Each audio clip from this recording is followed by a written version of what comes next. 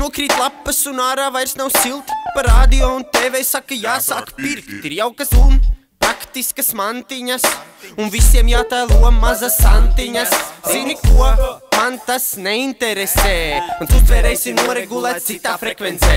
Man nevajag dāvanas, man nevajag mantas, nevajag vecīti, lai noskaitītu kādu pantu. Tāpēc paņem rokās sniedziņu, izverzē pa seju, aizej opim līdzi uz zemledu zveju.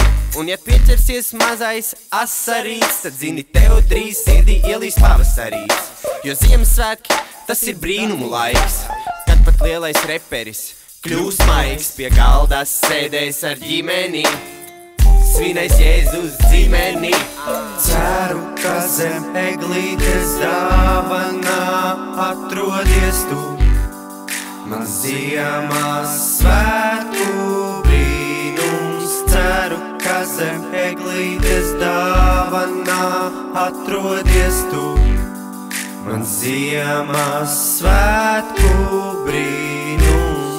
Vai es varu tev ko prasīt, vai tu esi kārtīgi pie kasītes pasvīts, un vai kartiņās ir sarakstītas rīmes, un vai šitie svētki būs kārtīgas dzīves. Arī mammai galdu kraujot vajadzēs pasvīt, oliņas uz divānā būs kārtīgi kasīts, un pie galda tad tu nebūsi viens. Prieks virs zemes un cilvēkiem labs prāts, bet kad augstais sniedziņš būs atkāpies pie brīnuma, tad grūtāk turēties. Ziemassvētku tirdziņš tad sen ir ciet, jaunu brīnumu vairs nenopirksiet. Viens brālis necenšās labāks būt, otrs saka laiks par labāko kļūt, kamēr viens gailis otram spalvas plūst, skutī lopi cilvēku sarunās plūst.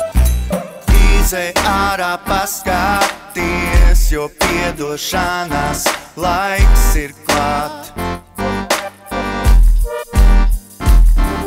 Viens grēks, viens sods, viens pārpratums par mani ir jau samaksāts.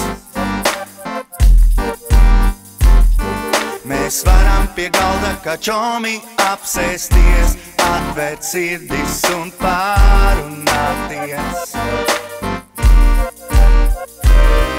Laiks piedot saviem demoniem, jo viņi tevi mīl, tāpat kā Dievs.